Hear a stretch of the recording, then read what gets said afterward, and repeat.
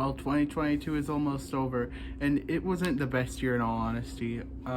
It's definitely not as bad as something like 2020, but it just like pales in comparison to 2021 in terms of movies and just like overall enjoyment I had. 2022 was just a mixed bag for movies. On like sometimes we would get an amazing movie, and then sometimes we would get a really bad movie, but mostly we just get very average movies. And unfortunately, we're not talking about the top 10 best movies of the year. We're talking about the top 10 worst movies of the year. This isn't going to be fun, honestly. I'm just gonna say that. It's not gonna be fun for me. But since I did top 10 best movies of 2021, and since I'm doing a top 10 best movies of 2022 this year, and now that I have enough movies to make a top 10 worst movies of 2022 list, here we are talking about it. I suffer for you guys. Let's just get this over with so we can talk about some good movies.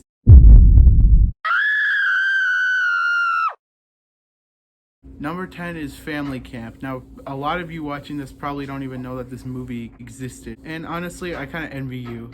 This is definitely one of the least painful movies on this list, but it's still on this list because it's just an average movie. It's got really nothing new to offer. If you've seen a movie like Family Camp, like a kids movie made in the past 10 years or so, then that's basically Family Camp. It's just the type of movie that like pops up once a year and then somehow you regrettably come across it and watch it and then say, yeah, that movie wasn't very good. That's Family Camp.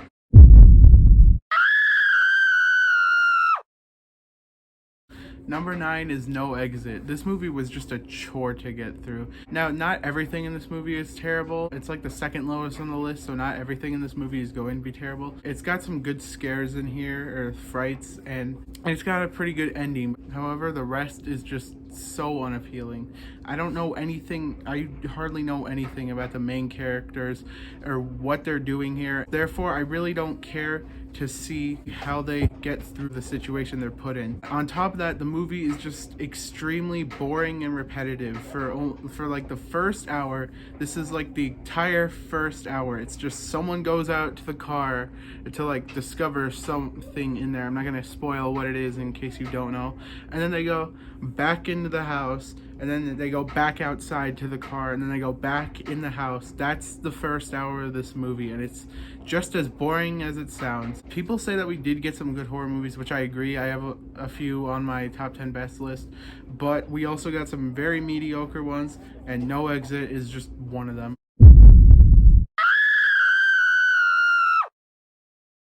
Number 8 is Cheaper by the Dozen. You probably didn't even know this movie came out, in which I envy you again. This movie is just like Family Camp. It's what I said about Family Camp. It's just another generic movie that comes out, like, that'll just appeal to families or whatever, and you'll just forget about it in 2 days like I did. It's not the worst movie in the world. I thought there was the cast was pretty good in there, and there were some moments that I did like. It's not like this whole movie is filled with boring moments. No, there are some good moments in this movie. However, it's just not worth it enough for you to sit down and watch this movie. I think it's around 2 hours maybe. I could be wrong, but there's no way that it's worth you sitting there 2 hours just to get like good performances and a few good moments.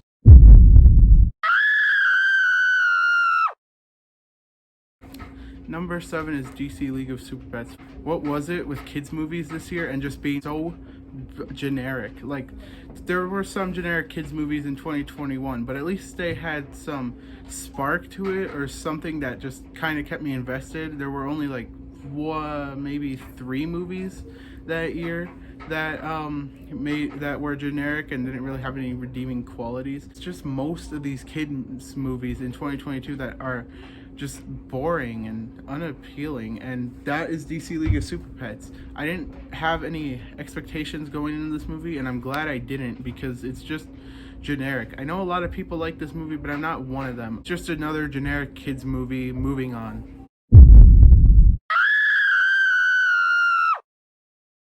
Alright, number 6, Zombies 3. I know this is gonna sound crazy, but I actually kind of like the first Zombies movie. Maybe it's just because I grew up on Disney Channel or something about it, but I just liked it. I thought it was just a fun movie, honestly.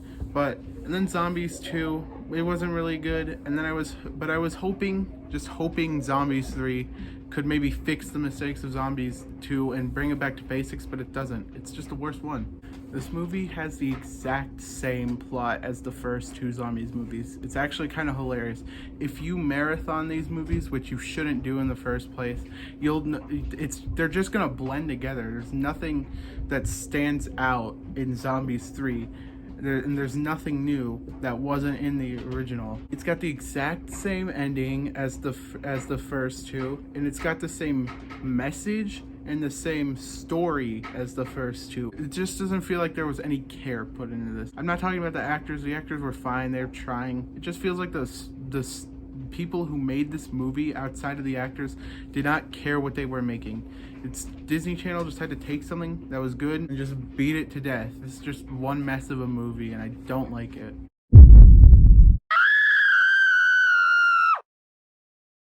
Number 5 is Home Team. I'm not even gonna try and explain why this movie is bad, because if you've been watching this video and you didn't skip to number 5, then you know why this is bad. It's a kids movie that came out in 2022, and it's like the other kids movies that I just talked about.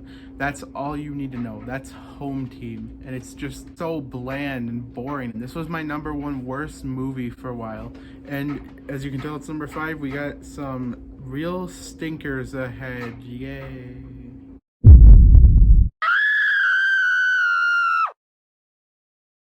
Number 4, Pray for the Devil. I'm just still shocked by how bad this movie was. I mean, I didn't expect a masterpiece when I went into it. I just wanted to have fun, and Pray for the Devil is anything but fun. The biggest crime it commits is that it's boring. It's one of the most boring movies of the entire year. I was watching the movie, I'm like, oh, they're gonna like end it right here, or they're wrapping it up, but no, it just keeps going on, and it's just tiresome. This movie is just a horror movie that comes out every year. It's not much effort put into it, and they just throw it in the theaters trying to get a quick buck off of it.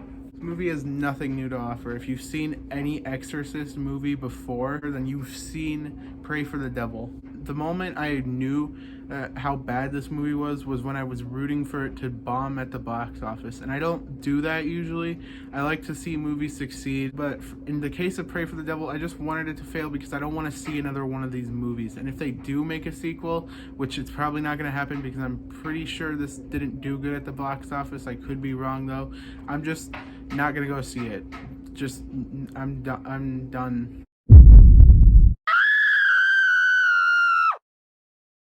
Number 3 is a movie that most of you are probably familiar with, and it features Fruity Pinocchio. Give it up for Pinocchio, A True Story. Yeah, I actually sat through this one. This is definitely one of the least painful movies on this list. I knew it wasn't going to be good going in, so I didn't have any expectations, and I just watched it, and I just laughed during it. It wasn't like I was wanting to claw my own skin off so I didn't have to watch this anymore. It was just a bad movie, and it exists, and I really don't need to tell you why it's bad. If you've seen like the trailers and stuff, or like clips floating around on YouTube, you know why this movie is bad. It's not like the generic kids movies on here. I mean, there are story beats on there. It's just such a weird failure of a movie that even though it wasn't painful, it definitely deserves the number 3 spot.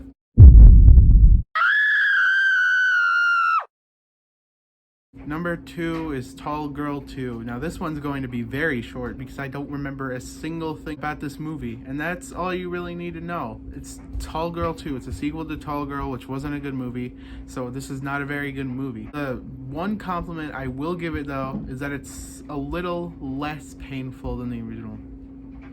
It's still not good, and it's still pretty painful, but it's a little less painful than the original, and I'd say that it's a slightly better than the original, but it's just Tall Girl 2. It's Netflix made this movie, and they're responsible for the Kissing Booth movies and the first Tall Girl movie, so you know exactly what you're getting into if you watch Tall Girl 2.